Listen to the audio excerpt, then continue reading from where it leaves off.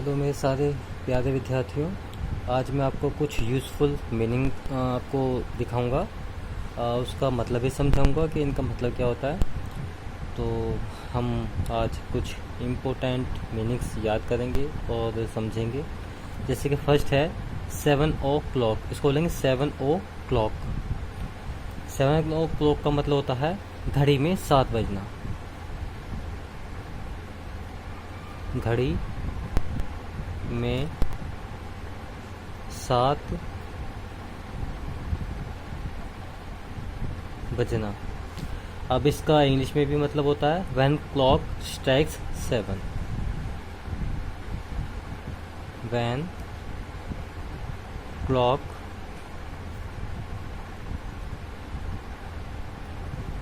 Strikes 7। इसका मतलब same ऊपर जो लिखा है वही है, घड़ी में 7 बजना मतलब व्हेन क्लॉक स्ट्राइक्स 7। हम दूसरा मीनिंग देखेंगे। जैसे कि आपको पता ही है, आपके जो वीक नेम होते हैं वो संडे से स्टार्ट होते हैं। तो संडे क्या है हमारा? रविवार का दिन।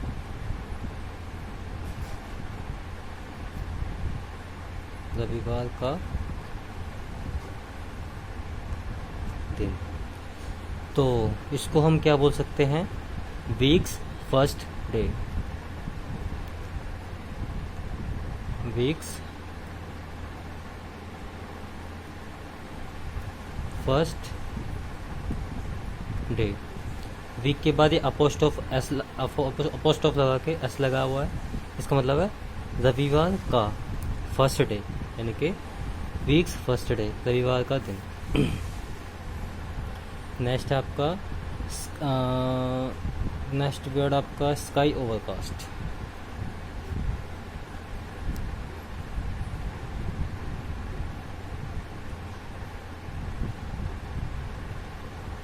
स्काई ओवरकास्ट का मतलब आपको पता होगा? नहीं पता? कोई नहीं, हम बता देते हैं। स्काई ओवरकास्ट का मतलब होता है आसमान में बादल का छाया होना। आसमान में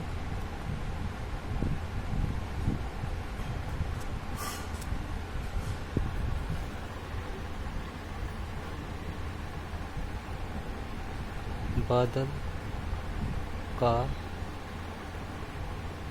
छाया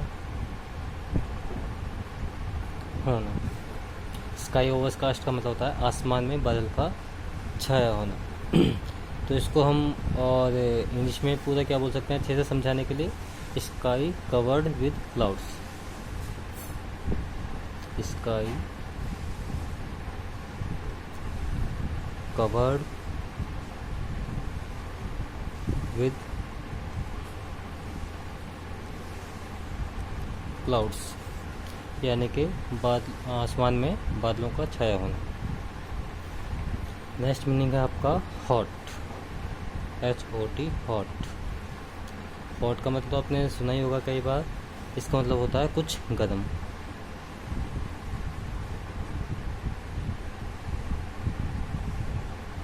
गर्म, कुछ गर्म मतलब कुछ भी चीज़ गर्म हो सकती है, तो इसको हम बोल सकते हैं समथिंग हॉट। Something hot. ये स्मॉल h है और बाकी ये कैपिटल H है, पता ही होगा आपको। नेक्स्ट अगर हम देखें तो नेक्स्ट आपका डार्क आउटसाइड।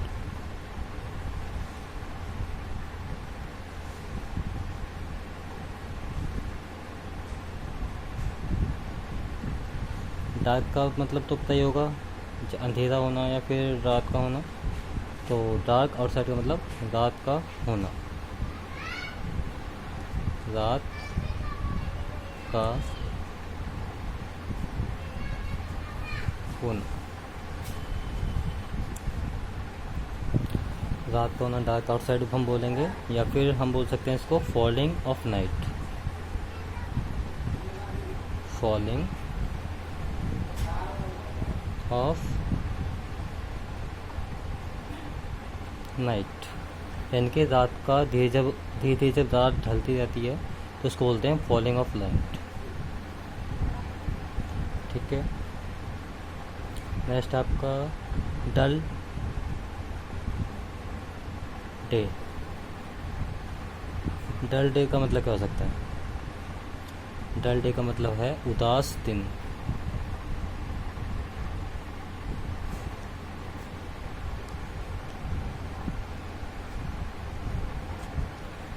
उदास दिन जैसे कि जब भी कभी हमें फील होता है कि यार वो दिन बेकार है, समझ और मन सा नहीं लग रहा, तो उसको बोल सकते हैं उदास दिन। और इसको ऐसे भी लिख सकते हैं an upset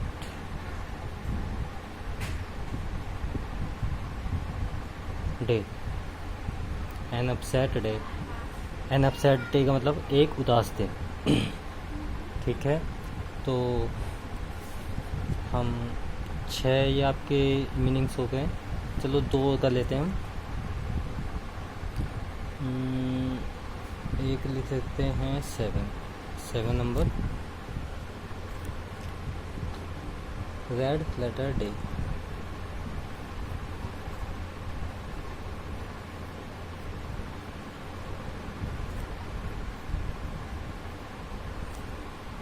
red letter day, इसका मतलब है खास दिन या महत्वपूर्ण दिन।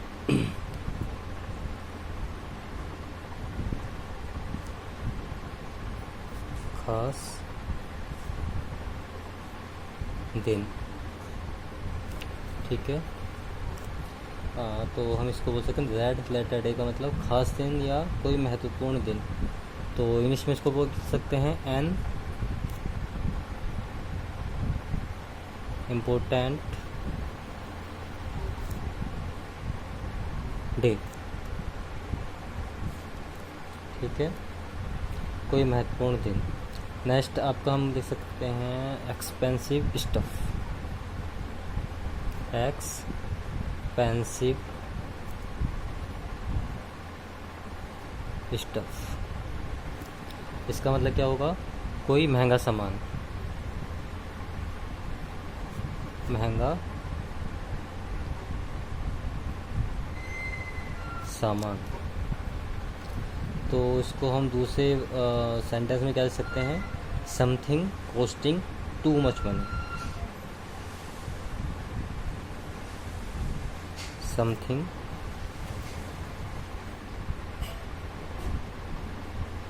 Costing something costing too much money.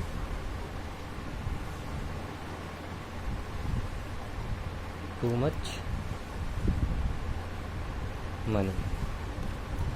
तो जब भी हम कोई सेंटेंस फिनिश करते हैं वहाँ पे फुल स्टॉप भी लगाते हैं, आपको पता ही है।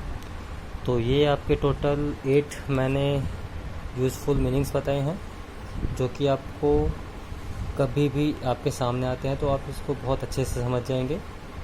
ठीक है, और इनको याद करने के लिए आप इसका स्क्रीनशॉट भी ले सकते हैं। ठीक है, और हाँ, ये आपको जो भी सिखाया गया है इसमें आपको अच्छे से याद करना है और आपको अपनी कॉपी में भी उतारना होगा और अच्छे से याद भी करना है, ताकि आपको आगे तक याद रहे। और अगर आपसे कोई पूछे भी इनका मतलब तो आप अच्छे से बता सकते हो। ठीक है, और प्लीज़ जिस चैनल पे मैं इसको डालूँगा उस पर लाइक ज़रूर करना और सब्सक्राइब ज़रूर कर लेना हमारे चैनल को। और थैंक यू फॉर वॉचिंग।